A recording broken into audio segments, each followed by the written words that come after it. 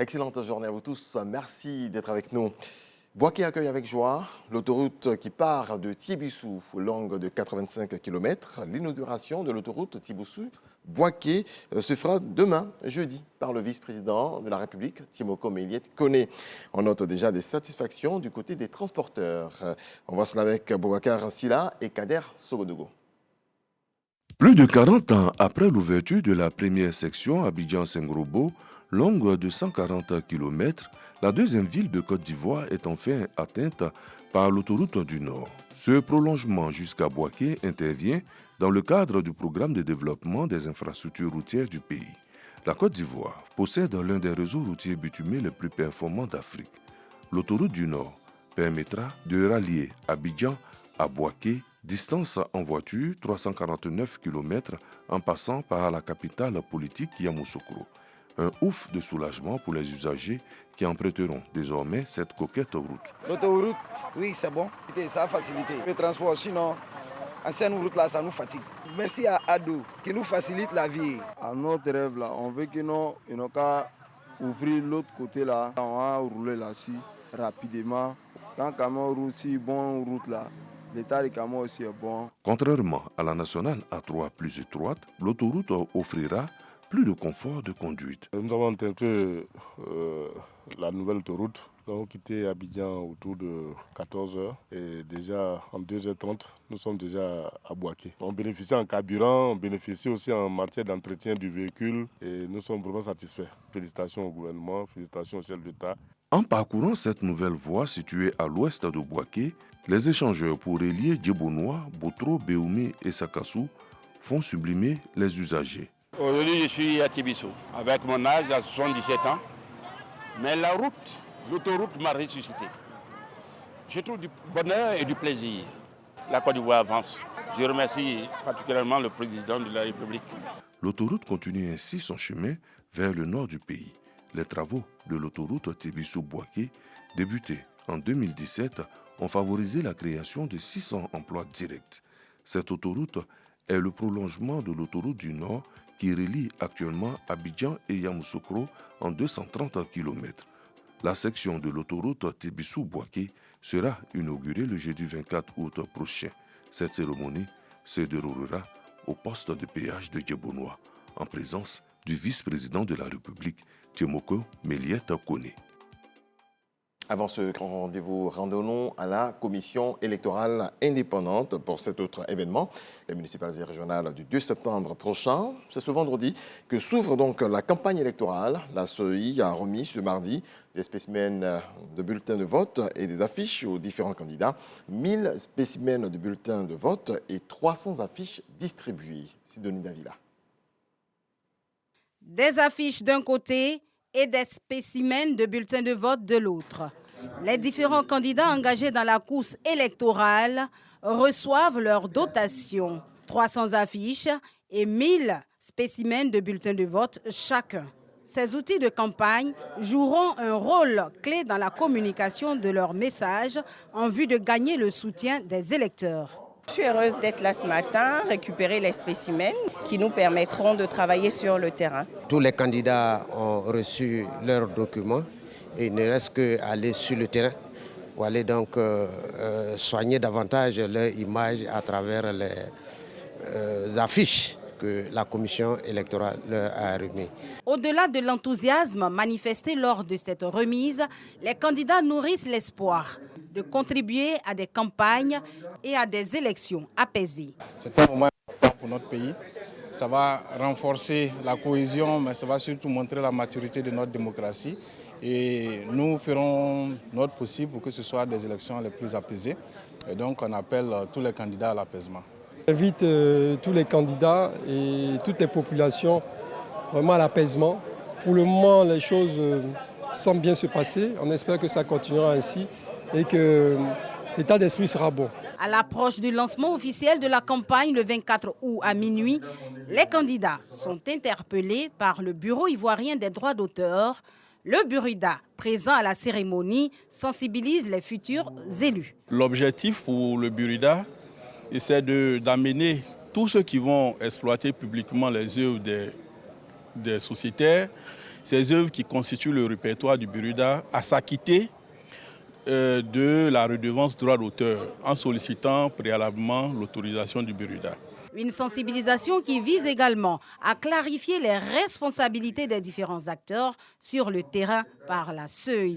L'État met à votre disposition des spécimens, des bulletins, pour aller montrer à la population comment voter et comment voter utile.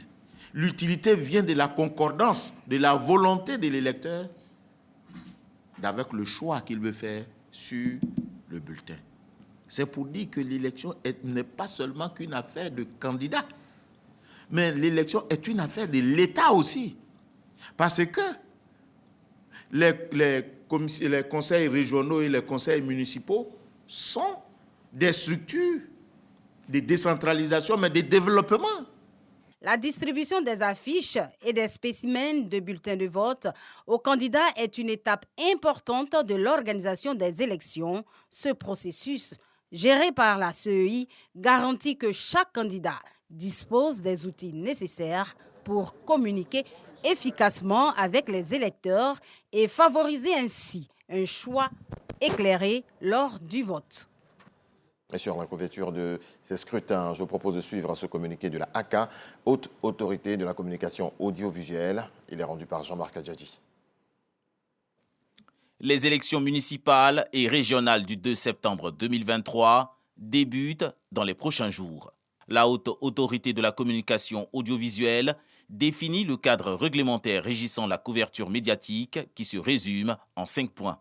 Les médias audiovisuels de service public et la radio de la paix doivent veiller à un accès équitable à leur antenne de tous les candidats, qu'ils soient indépendants ou affiliés à un parti politique. La même exigence est demandée aux services de radiodiffusion sonore et télévisuels privés commerciaux. À titre payant, ils peuvent diffuser des messages à condition que les tarifs soient identiques à tous les candidats. En ce qui concerne les radios de proximité, la diffusion sur leur antenne de messages est conditionnée à la présence d'au moins un journaliste professionnel au sein de leur rédaction. Quant aux médias audiovisuels en ligne, l'AAK rappelle l'obligation de vérifier l'originalité et la véracité des informations qu'ils diffusent. En définitive, l'AAK précise que tous les médias audiovisuels ne peuvent diffuser que les résultats proclamés par la Commission électorale indépendante, CEI.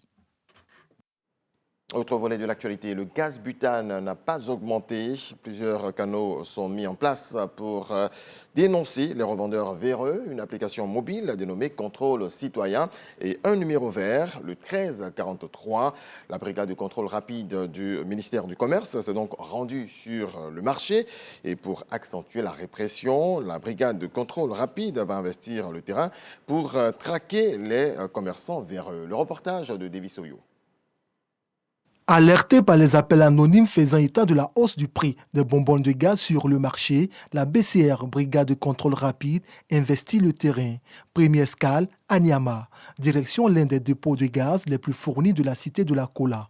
Il ravitaille le quartier Garage et ses environs. Ce revendeur nommé Ayouba est accusé de vendre au-delà du prix fixé.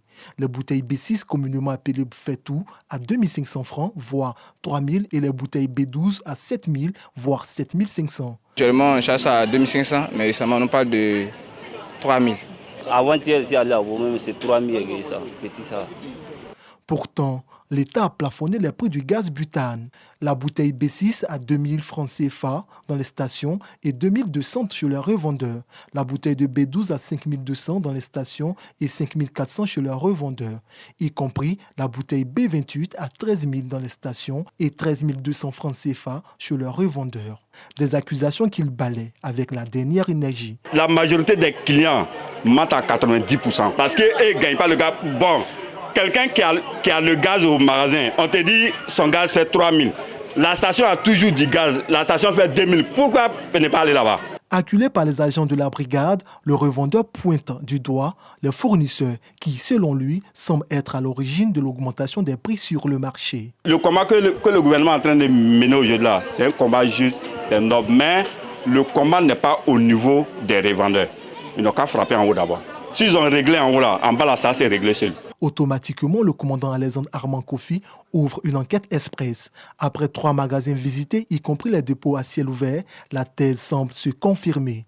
Au même moment, un camion de fournisseurs est aperçu et interpellé par la brigade. C'est mentionné 1850.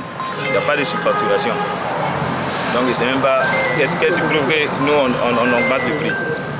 Manque de chance pour ses fournisseurs, un revendeur les incrimine avec preuve à l'appui. Je les ai appelés ou dit qu'ils font à 2100 francs. Je lui ai dit, 2100 francs, ça ne nous arrête pas.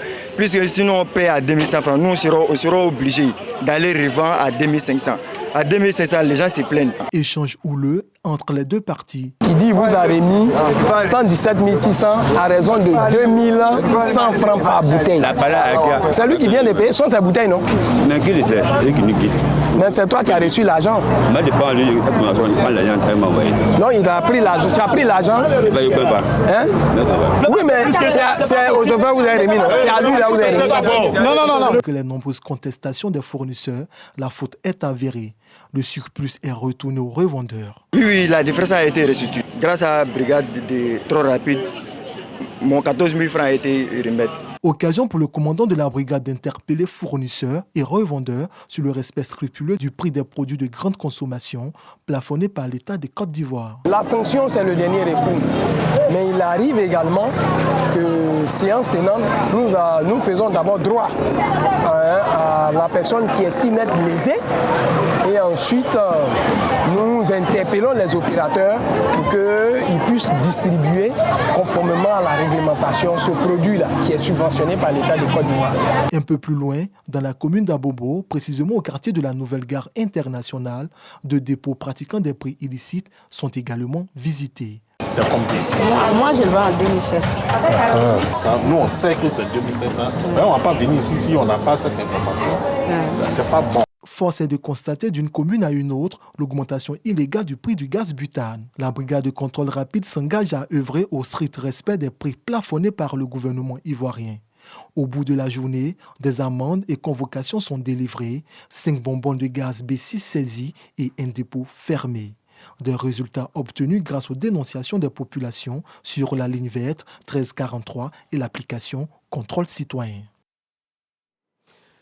Dans le reste de l'actualité, quelques 6 millions d'électeurs sont appelés aux urnes ce mercredi pour des élections présidentielles, législatives et locales. C'est au Zimbabwe, avec 2 noms qui se démarquent parmi les 11 candidats pour la présidentielle. Emerson Mnangagwa, candidat à sa propre succession, et le chef de l'opposition, Nelson Chamisa, jeune avocat et pasteur. Cela dans un climat tendu. L'opposition a dénoncé une répression croissante dans le pays qui fait face à la pauvreté et à une inflation galopante. Excellente journée à vous tous. Je vous souhaite beaucoup de paix dans vos foyers.